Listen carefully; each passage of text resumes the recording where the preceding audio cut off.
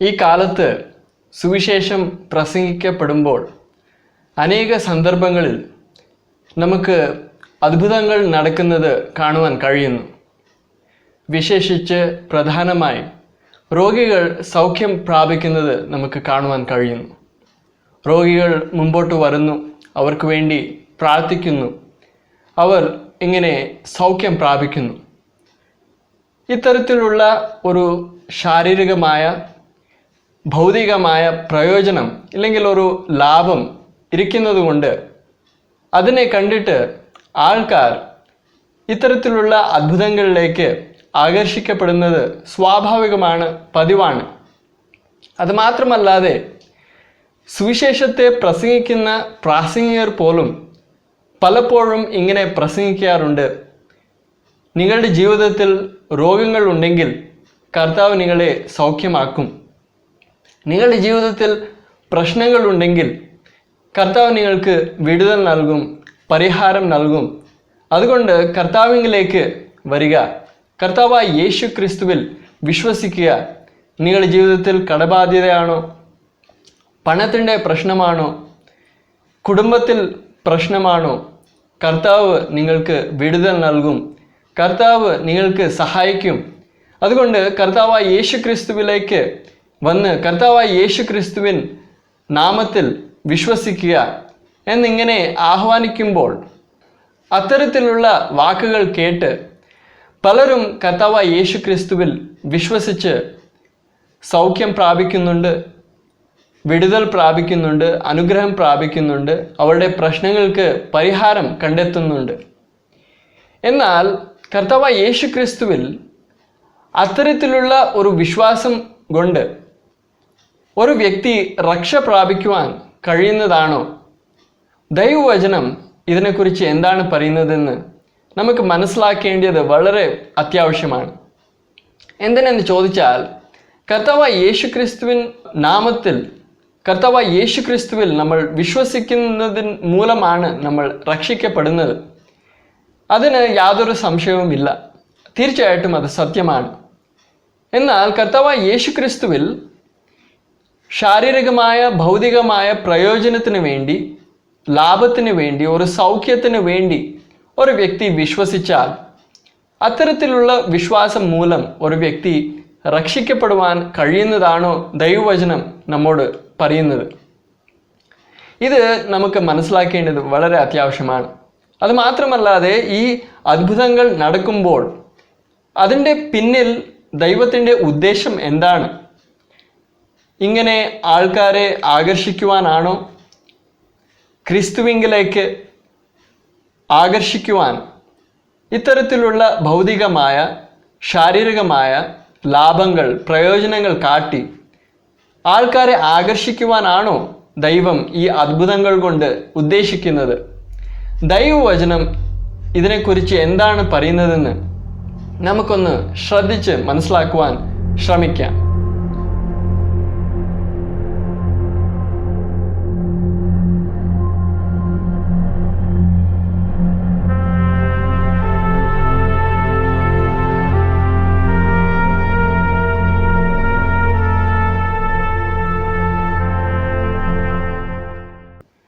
ഈ അത്ഭുതങ്ങളും അടയാളങ്ങളും ഇന്നോ ഈ കാലത്തോ അല്ല തുടങ്ങിയത്.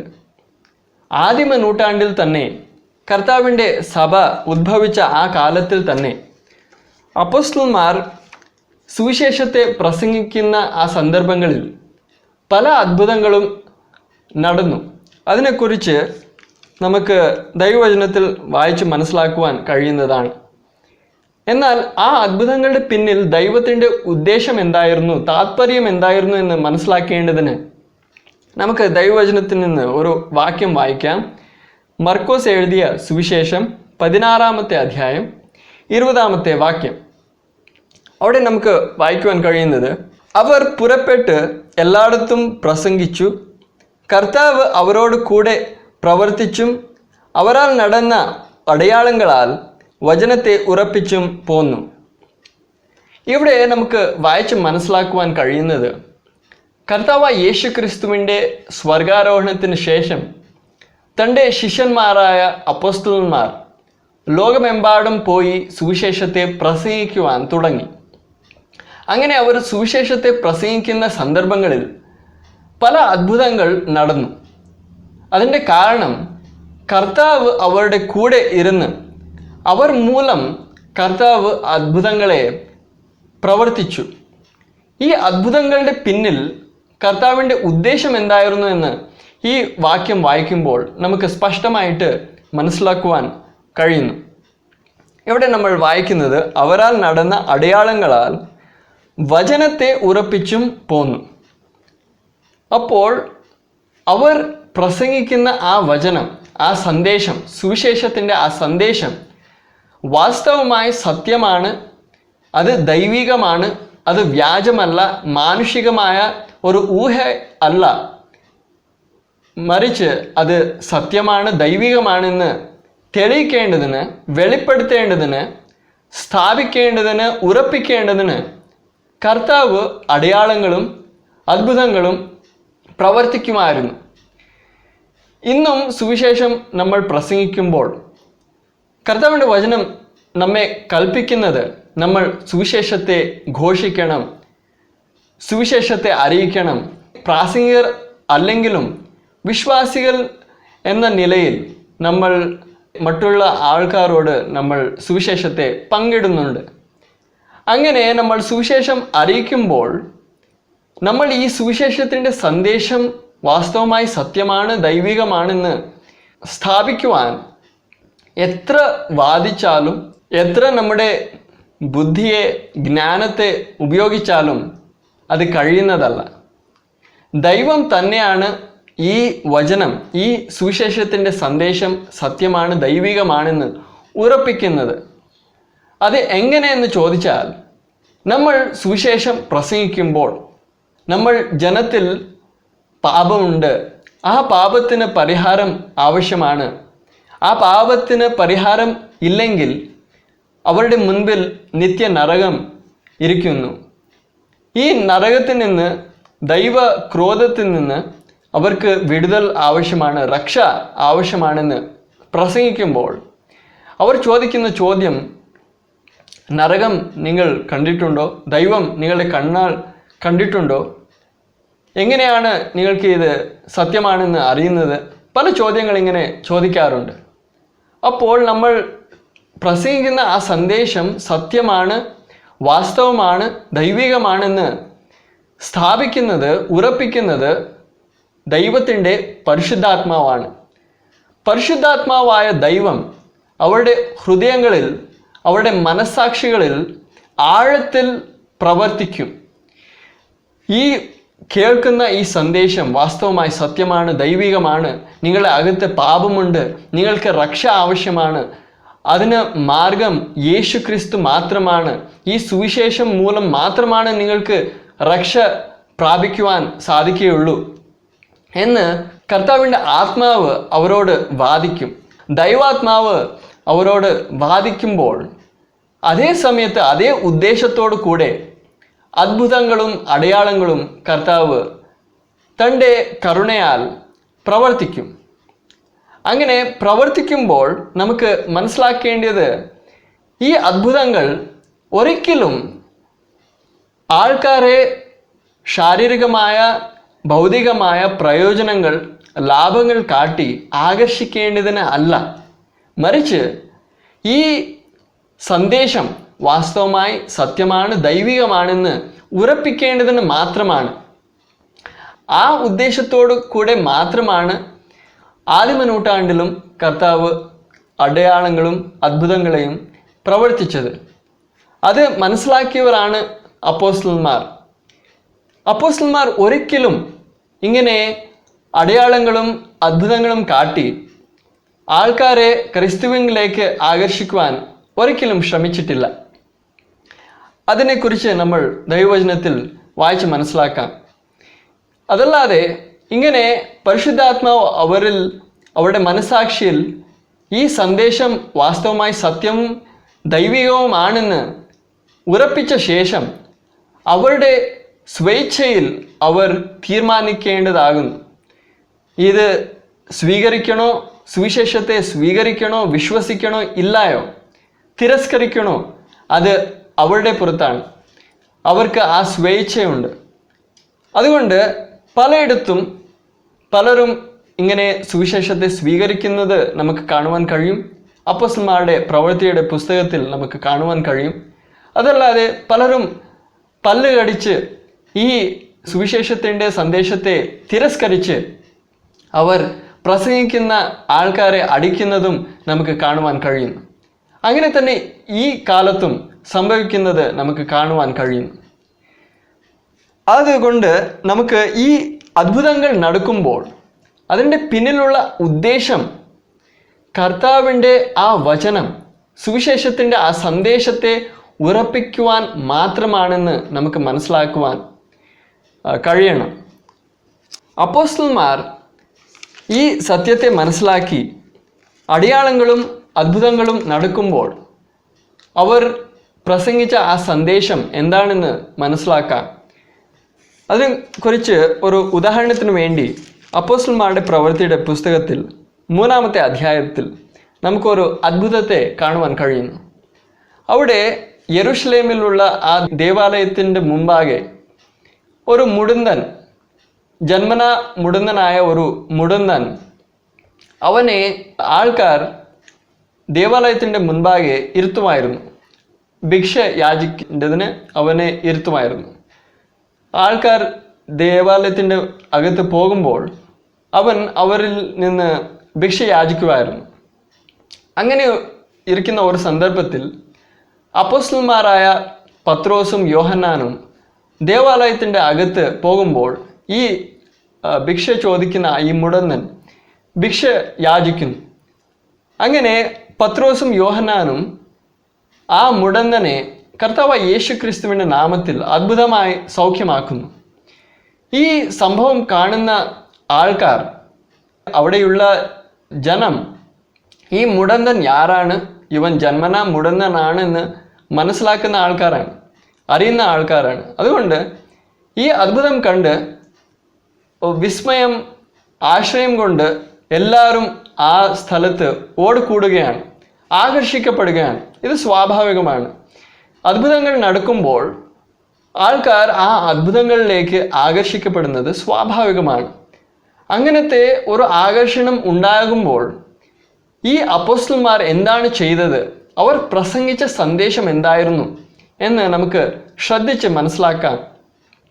അങ്ങനെ മനസ്സിലാക്കി നമ്മുടെ ഇടയിൽ സുവിശേഷം പ്രസംഗിക്കപ്പെടുമ്പോൾ, അടയാളങ്ങളും അത്ഭുതങ്ങളും നടക്കുമ്പോൾ നമ്മൾ അതിനെ പ്രതികരിക്കുന്നത് എങ്ങനെ ആയിരിക്കണം, നമ്മുടെ സന്ദേശം, നമ്മുടെ പ്രസംഗം എന്തായിരിക്കണമെന്ന് നമുക്ക് പഠിക്കണം. അതുകൊണ്ട് നമുക്ക് അപ്പോസ്തലന്മാരുടെ പ്രവൃത്തി 3-ാമത്തെ അധ്യായം 11-ാമത്തെ വാക്യം വായിക്കാം. അവിടെ നമ്മൾ വായിക്കുന്നത്, അവൻ പത്രോസിനോടും യോഹന്നാനോടും ചേർന്ന് നിൽക്കുമ്പോൾ ജനം എല്ലാം വിസ്മയം പൂണ്ട് ശലോമോനുടേത് എന്ന് പേരുള്ള മണ്ഡപത്തിൽ അവരുടെ അടുക്കൽ ഓടിക്കൂടി. ഇവിടെ നമ്മൾ കാണുന്നത് ആ അത്ഭുതം നടന്ന സ്ഥലത്തിലേക്ക് എല്ലാവരും ഓടിക്കൂടുകയാണ്, ആകർഷിക്കപ്പെടുകയാണ്. ഈ ഒരു ജനസമൂഹത്തെ കണ്ട് ഈ അപ്പോസ്തലന്മാരായ പത്രോസും യോഹന്നാനും ചെയ്തത് എന്താണെന്ന് നമുക്ക് വായിച്ച് മനസ്സിലാക്കാം. അതുകൊണ്ട് നമുക്ക് 16-ാമത്തെ വാക്യം വായിക്കാം. അവൻ്റെ നാമത്തിലെ വിശ്വാസത്താൽ അവൻ്റെ നാമം തന്നെ നിങ്ങൾ കാണുകയും അറിയുകയും ചെയ്യുന്ന ഇവൻ ബലം പ്രാപിപ്പാൻ കാരണമായി തീർന്നു. അവൻ മുഖാന്തരമുള്ള വിശ്വാസം ഇവന് നിങ്ങൾ എല്ലാവരും കാണുക ഈ ആരോഗ്യം വരുവാൻ ഹേതുവായി തീർന്നു. ഇവിടെ നമുക്ക് കാണുവാൻ കഴിയുന്നത് അപ്പോസ്തലന്മാരായ പത്രോസും യോഹന്നാനും ജനത്തിൻ്റെ ശ്രദ്ധ ആ അത്ഭുതത്തിൽ നിന്ന് കർത്താവായ യേശു ക്രിസ്തുവിലേക്ക് വലിച്ച് തിരിക്കുകയാണ്. ജനത്തിൻ്റെ ശ്രദ്ധ അത്ഭുതത്തിലായിരുന്നു. എന്നാൽ കർത്താവായ യേശു ക്രിസ്തുവിലേക്ക് അവർ ശ്രദ്ധയെ തിരിക്കുകയാണ്. അവർ പറയുന്നത്, ഈ അത്ഭുതം നമ്മുടെ ബലത്താലോ നമ്മുടെ വിശുദ്ധി കൊണ്ടോ പ്രവർത്തിച്ചതല്ല. നമ്മൾ കർത്താവായ യേശു ക്രിസ്തുവിൻ്റെ നാമത്തിലുള്ള ആ വിശ്വാസം മൂലമാണ് ഈ അത്ഭുതത്തെ നമ്മൾ പ്രവർത്തിക്കുവാൻ കഴിഞ്ഞത്. അതുകൊണ്ട് കർത്താവ് യേശു ക്രിസ്തുവിൻ്റെ ആ വ്യക്തിത്വത്തിലേക്ക് അവരുടെ ശ്രദ്ധ തിരിക്കുകയാണ്.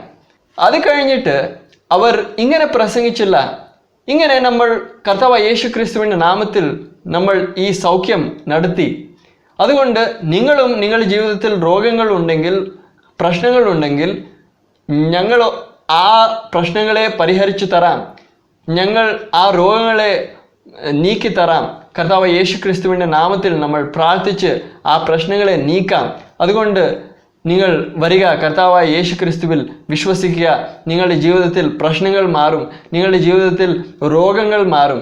അങ്ങനെ ഒരിക്കലും അപ്പോസ്തലന്മാർ പ്രസംഗിച്ചില്ല. ഇന്ന് അങ്ങനത്തെ പ്രസംഗങ്ങളാണ് നമ്മൾ കൂടുതൽ കേൾക്കുന്നത്. എന്നാൽ അവർ പ്രസംഗിച്ചത് എന്താണെന്ന് നമുക്ക് ഒന്ന് കാണാം.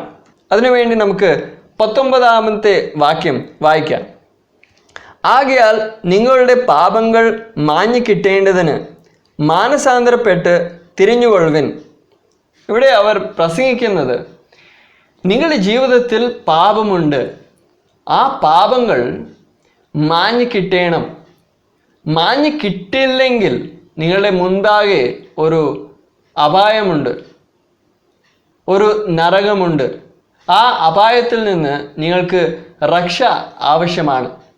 അതുകൊണ്ട് നിങ്ങൾ മാനസാന്തരപ്പെടുക, നിങ്ങൾ മാനസാന്തരപ്പെട്ട് ദൈവത്തിങ്കലേക്ക് തിരിയുക.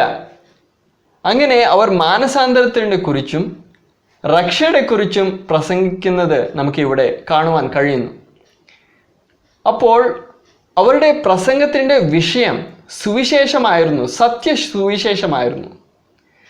വിശ്വസ്തരായി അവർ സത്യസുവിശേഷത്തെ പ്രസംഗിക്കുമ്പോൾ കർത്താവ് അടയാളങ്ങളും അത്ഭുതങ്ങളും നടത്തുമായിരുന്നു. എന്നാൽ ഈ അത്ഭുതങ്ങൾ നടക്കുമ്പോഴും അവർ ഒരിക്കലും ആ അത്ഭുതങ്ങളിലേക്ക് ജനത്തിൻ്റെ ശ്രദ്ധ വലിച്ചില്ല.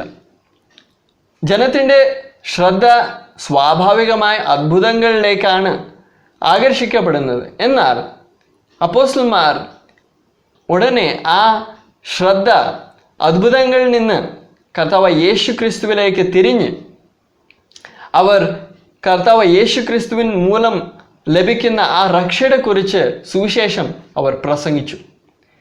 അതേ മാതൃക പ്രകാരം ഇന്നും നമ്മളും ആ സുവിശേഷത്തെ പ്രസംഗിക്കുമ്പോൾ നമ്മൾ ഒരിക്കലും അത്ഭുതങ്ങളുടെ കുറിച്ചല്ല നമ്മൾ പ്രസംഗിക്കേണ്ടത്. നിങ്ങളുടെ ജീവിതത്തിൽ അത്ഭുതങ്ങൾ നടക്കും, നിങ്ങളുടെ ജീവിതത്തിൽ പ്രശ്നങ്ങൾ നീക്കപ്പെടും, കർത്താവ് നിങ്ങൾക്ക് പരിഹാരം നൽകും, വിടുതൽ നൽകും, അനുഗ്രഹം നൽകും. ഇതല്ല നമുക്ക് പ്രസംഗിക്കേണ്ടത്. സുവിശേഷത്തെ പ്രസംഗിക്കുമ്പോൾ നിങ്ങളുടെ ജീവിതത്തിൽ പാപമുണ്ട്, ആ പാപങ്ങൾ മാഞ്ഞു കിട്ടണം, അതുകൊണ്ട് നിങ്ങൾ മാനസാന്തരപ്പെട്ട് ദൈവത്തിങ്കലേക്ക് തിരിയുക. ഇതാണ് നമുക്ക് പ്രസംഗിക്കേണ്ടത്. നമ്മുടെ ലക്ഷ്യം അത്ഭുതങ്ങളല്ല, പ്രശ്നങ്ങൾ നീക്കി കിട്ടേണ്ടതല്ല. കടബാധ്യതകൾ, പണത്തിൻ്റെ പ്രശ്നം, കുടുംബത്തിൻ്റെ പ്രശ്നം, ഈ പ്രശ്നങ്ങൾ നീക്കി കിട്ടേണ്ടത്, രോഗങ്ങളിൽ നിന്ന് സൗഖ്യം, ഇതല്ല നമ്മുടെ ലക്ഷ്യം. നമ്മുടെ ലക്ഷ്യം ആൾക്കാർ രക്ഷിക്കപ്പെടണം. അതിനുവേണ്ടി സുവിശേഷം മാത്രമാണ് വഴി. അതുകൊണ്ട് നമുക്ക് സത്യസുവിശേഷമാണ് പ്രസംഗിക്കേണ്ടത്. ആ സത്യസുവിശേഷം ഒരിക്കലും അത്ഭുതങ്ങളെ കുറിച്ചല്ല. എന്നാൽ ആ സുവിശേഷത്തെ നമ്മൾ പ്രസംഗിക്കുമ്പോൾ ആ സുവിശേഷം വാസ്തവമായി സത്യമാണെന്നും ദൈവികമാണെന്നും ഉറപ്പിക്കേണ്ടതിന് ദൈവം തീർച്ചയായിട്ടും തൻ്റെ കരുണയാൽ, കൃപയാൽ അത്ഭുതങ്ങൾ നടത്തും, പ്രവർത്തിക്കും. എന്നാൽ അങ്ങനെ നടക്കുമ്പോൾ നമ്മൾ ആ അത്ഭുതങ്ങളെ ചൂണ്ടി കാണിച്ച് നമ്മൾ ഈ അപ്പോസ്തലന്മാർ കാണിച്ച ആ മാതൃക പ്രകാരം നമ്മളും പറയേണ്ടത്, സഹോദര സഹോദരി, ഞാൻ പറയുന്ന ഈ സന്ദേശം, സുവിശേഷത്തിൻ്റെ ഈ സന്ദേശം നരകത്തിൻ്റെ കുറിച്ച് പറയുന്നു, പാപത്തിൻ്റെ കുറിച്ച് പറയുന്നു, മാനസാന്തരത്തിൻ്റെ കുറിച്ച് പറയുന്നു, കർത്താവായ യേശു ക്രിസ്തുവിൻ്റെ ബലിയുടെ കുറിച്ച് ഞാൻ പറയുന്നു, ക്രൂശിൻ്റെ കുറിച്ച് പറയുന്നു. ഇതെല്ലാം വാസ്തവമായി സത്യമാണെന്നും ദൈവികമാണെന്നും ഞാൻ ഉറപ്പിക്കുവാൻ സാധിക്കുന്നതല്ല. അതുകൊണ്ട് ദൈവാത്മാവ് നിന്റെ മനസാക്ഷിയിൽ പ്രവർത്തിക്കുന്നു, ഉറപ്പിക്കുന്നു. ആ സന്ദേശം വാസ്തവമായി സത്യവും ദൈവികമാണെന്ന് ഉറപ്പിക്കുന്നു. അതോടുകൂടെ ഈ അടയാളങ്ങളും അത്ഭുതങ്ങളും പ്രവർത്തിച്ചുകൊണ്ട് ദൈവം നിനക്ക് മനസ്സിലാക്കുവാൻ, വെളിപ്പെടുത്തുവാൻ ശ്രമിക്കുകയാണ്. ഈ അത്ഭുതങ്ങൾ മൂലം നീ മനസ്സിലാക്കേണ്ടത്, ഞാൻ പറയുന്ന ഈ സന്ദേശം വാസ്തവമാണ്. കർത്താവ് ഈ സന്ദേശത്തെ ഉറപ്പിക്കുകയാണ്, നിനക്ക് വെളിപ്പെടുത്തുകയാണ്. ഈ സന്ദേശം വാസ്തവമായി സത്യമാണ്. സഹോദര, ഈ സന്ദേശത്തെ വിശ്വസിക്കുക. സമയം ഒട്ടും പാഴാക്കാതെ ഈ സന്ദേശത്തെ വിശ്വസിച്ച് കർത്താവായ യേശു ക്രിസ്തുവിൽ വിശ്വസിച്ച് രക്ഷ പ്രാപിക്കുക. സഹോദര, നിന്റെ ജീവിതത്തിൽ പാപമുണ്ട്. ആ പാപത്തിൽ നിന്ന് നിനക്ക് രക്ഷ ആവശ്യമാണ്. നിന്റെ ജീവിതത്തിൽ രോഗമുണ്ടായിരിക്കാം. ഞാൻ പ്രാർത്ഥിക്കും, കർത്താവ് നിന്നെ സൗഖ്യമാക്കും. എന്നാൽ അത് പോരാ സഹോദര. നിന്റെ ജീവിതത്തിൽ പ്രശ്നങ്ങൾ ഉണ്ടാകും. ആ പ്രശ്നങ്ങൾക്ക് വേണ്ടി ഞാൻ പ്രാർത്ഥിക്കാം. കർത്താവ് അതിനുവേണ്ടി പരിഹാരം നൽകും. എന്നാൽ അത് പോരാ. എന്തിനെന്ന് ചോദിച്ചാൽ, നിന്റെ ജീവിതത്തിൽ പാപമുണ്ട്. ആ പാപത്തിൽ നിന്ന് നിനക്ക് വിടുതലാണ് വേണ്ടിയത്, രക്ഷയാണ് വേണ്ടിയത്. അതുകൊണ്ട് കർത്താവ് യേശു ക്രിസ്തുവിൽ വിശ്വസിക്കുക, നീ രക്ഷിക്കപ്പെടും. വേറെ ഒരു വഴിയുമില്ല. അങ്ങനെ നമ്മൾ ആൾക്കാരുടെ ശ്രദ്ധ അത്ഭുതങ്ങളിൽ നിന്ന് കർത്താവ് യേശു ക്രിസ്തുവിലേക്ക് തിരിഞ്ഞ് കർത്താവ് യേശു ക്രിസ്തുവിൻ മൂലം മാത്രം ലഭിക്കുന്ന ആ രക്ഷയെക്കുറിച്ച് നമ്മൾ സുവിശേഷത്തെ പ്രസംഗിക്കുകയാണ്. ഈ ദിവസങ്ങളിൽ വിശ്വസ്തരായി സത്യസുവിശേഷത്തെ പ്രസംഗിക്കുവാൻ നമ്മളിൽ ഏവരെയും കർത്താവ് ബലപ്പെടുത്തട്ടെ, സഹായിക്കുമാറാകട്ടെ എന്ന് ഞാൻ പ്രാർത്ഥിക്കുന്നു, ആശിക്കുന്നു. ഈ സന്ദേശം മൂലവും കർത്താവ് നിങ്ങളിൽ ഏവരെയും അത്യധികമായി അനുഗ്രഹിക്കുമാറാകട്ടെ.